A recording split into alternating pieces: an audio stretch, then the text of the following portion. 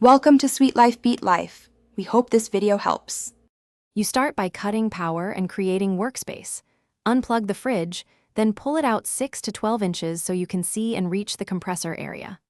Once done, wait 10 to 15 minutes to let capacitors and system pressure settle, which reduces shock and accidental startup. Make sure you have a socket set, nut driver, and flashlight ready. Gloves protect against sharp sheet metal. Now locate the compressor cover fasteners on the bottom rear and clear any insulation or clips before loosening. You next remove the cover itself. Hold the cover while you back out each mounting bolt so it doesn't drop and damage components.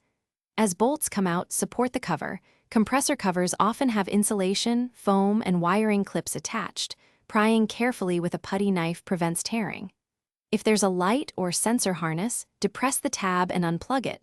Otherwise, free any zip-tied wires. Take note of foam positioning and fastener order. You'll need them to refit the cover precisely. You finish by inspecting components. Look for oil stains, pinched wires, or damaged refrigerant lines. These indicate a leak or impending failure. Refit the cover in reverse order, aligning insulation and clips so nothing gets trapped, then snug bolts evenly. Avoid over-tightening, which can crack plastic or deform flanges. Once reassembled, plug in the fridge and listen. If you hear new rattles, turn it off and check insulation positioning. If you suspect a leak or electrical fault, contact a certified technician immediately.